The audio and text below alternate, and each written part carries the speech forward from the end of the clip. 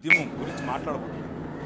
Machinery ఉద్యమంలో ఈ మీరు అడిగిన ప్రశ్నకు కూలంకషంగా అంటే చాలా లోతుగా కొన్ని విషయాలను తీసుకుని మాట్లాడే ప్రయత్నం చేస్తాను. అక్కడ మీకు విశాలమైనటువంటి ఒక దృక్పథం, విశాలమైనటువంటి దేవుని రాజ్యానికి సంబంధించినటువంటి ఒక వైఖరి మీకు వచ్చే విధంగా ఆ సెషన్ ఉండబోతోంది. కాబట్టి చాలా క్రిస్ప్గా అంటే తక్కువ సమయంలోనే ఈ ప్రశ్నకు సమాధానం చెప్తాను. భారతదేశం మాత్రమే కాదు, ఎక్కడెక్కడ మతం ఉంటుందో అక్కడక్కడ విభజన ఉంటుంది. అది క్రైస్తవ మతమైనా సరే. మళ్ళీ చెప్పనా, ఎక్కడెక్కడ మతం విస్తరిస్తుందో అక్కడక్కడ విభజన ఉంది. ఎందుకు అనంటే మతం మానవ కల్పితం, మతం మానవ నిర్మితమైన మానవ కల్పితమైన ఒక వ్యవస్థ. మతాలు ప్రజల మధ్యలో చిచ్చు పెడతాయి. మతాలు ప్రజలను ఒకరికంటే తక్కువగా చూసే ప్రయత్నం చేస్తాయి. మతం అనేది ఒక విగ్రహం. మతం అనేది ఒక విగ్రహం. అది క్రైస్తవ మతమైనా సరే, డినామినేషనల్ రూపంలో, శాఖ రూపంలో ఉండే విగ్రహం. ఆ విగ్రహం ఎదుటి మనిషిని మనిషిగా గుర్తించటానికి, నా శాఖలో లేకపోతే, నా బాటలో లేకపోతే ఆ మనిషి మనిషే కాదు, ఆ మనిషిని నేను ప్రేమించక్కర్లేదు, ఆ మనిషిని నేను దూరం ఉంచాలి అన్నటువంటి వ్యవస్థ మత వ్యవస్థ. ఆ మత వ్యవస్థ భారతదేశంలో మాత్రమే కాదు, ప్రపంచ యావత్తూ ఉంది. కానీ మీరు అడిగిన ప్రశ్న పర్టికులర్గా భారతదేశం కోసం కాబట్టి, భారతదేశంలో ఉన్నటువంటి ధర్మము 4 పాదముల మీద నడవాలి అని ఏదైతే చెప్పారో ఆ 4 పాదములు ఏవో కావు. 1 బ్రాహ్మణుడు, 2 క్షత్రియుడు, 3 శూద్రుడు, వైశ్యుడు, శూద్రుడు.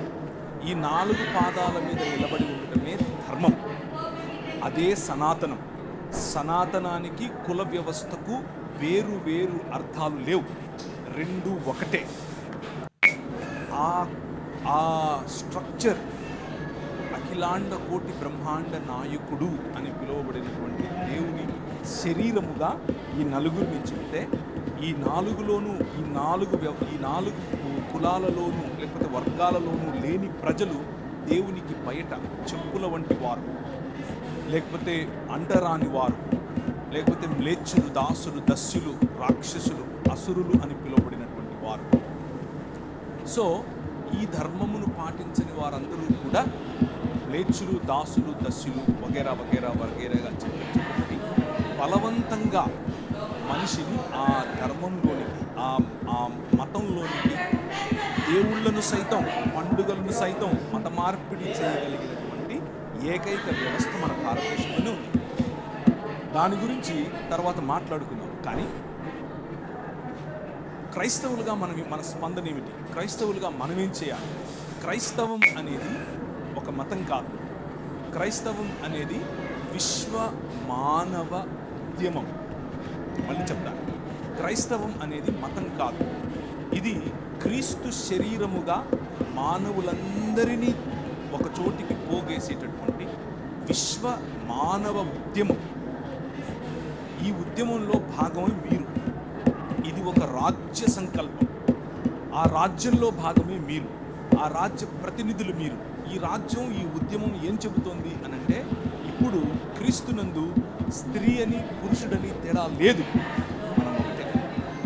ఇప్పుడు ఈ రాజులో యూదుడని గ్రీకు దేశస్థుడని తేడా లేదు, మనం ఒకటే. ఇప్పుడు ఈ రాజులో బానిస అని లేకపోతే రాజని తేడా లేదు, యజమాని బానిస అన్న తేడా లేదు.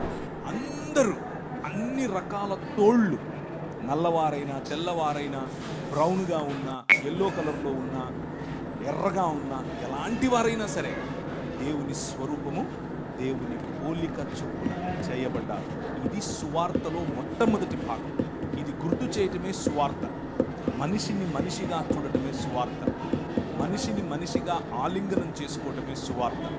ఈ మార్గం, ఇది ఎలా చేయాలి ఈ సువార్తను అనంటే, తండ్రి కుమార పరిశుద్ధాత్మలుగా ఒక్క దేవుడుగా ఉన్నటువంటి మన దేవుడు అనేకమైనటువంటి ప్రజలను పోగేసి ఒకే శరీరముగా వారిని ఆహ్వానించడం, ఒకే కుటుంబంగా బ్రతకడం. ఇది క్రైస్తవ సువార్త. ఇది ఎలా సాధ్యం అనంటే, ప్రభు అయిన యేసు క్రీస్తు ఒక మనిషిగా ఎలా బ్రతకాలో, ఒక మనిషి పాపరహితుడై ఒక మనిషి మతరహితుడై, ఒక మనిషి కులరహితుడై అందరి కోసం ఒకే సమానమైనటువంటి పంక్తి భోజనం కూర్చోపెట్టి వారితో మాట్లాడుతూ చెప్పిన మాట ఏమిటి అంధకార సంబంధమైన దురాత్మ సమూహములను జయించిన తర్వాత, వాటికి ముళ్ళుగా ఉన్నటువంటి మరణాన్ని జయించిన తర్వాత నేను ఏ మార్గాన్ని అయితే చూపిస్తున్నాను, ప్రేమ, క్షమ, పంచి ఇవ్వటం, అందరి కోసం పాటుపడటం, ఇలాంటి ఒక సమాజాన్ని నేను నిర్మిస్తాను. ఆ సమాజమే మీరు. ఈ సమాజం కేవలం ఈ సమాజం మాత్రమే ఈ సమాజానికి చెందని వారి కోసం ఉనికిలో ఉంది. మళ్ళీ చెప్పనా, కేవలం చుట్టుపక్కల ఉన్నటువంటి భావజాలాల నుంచి. కానీ మిషనరీలు మనకు నేర్పినటువంటి, మన ముందు నడిచిన మన తల్లిదండ్రులు మనకు నేర్పిన బాట ఇది కాదు. మనకు నేర్పిన బాట మనందరము ఒకటే, మనందరము ఒక్క తండ్రి పిల్లలు. ఈ సమాజం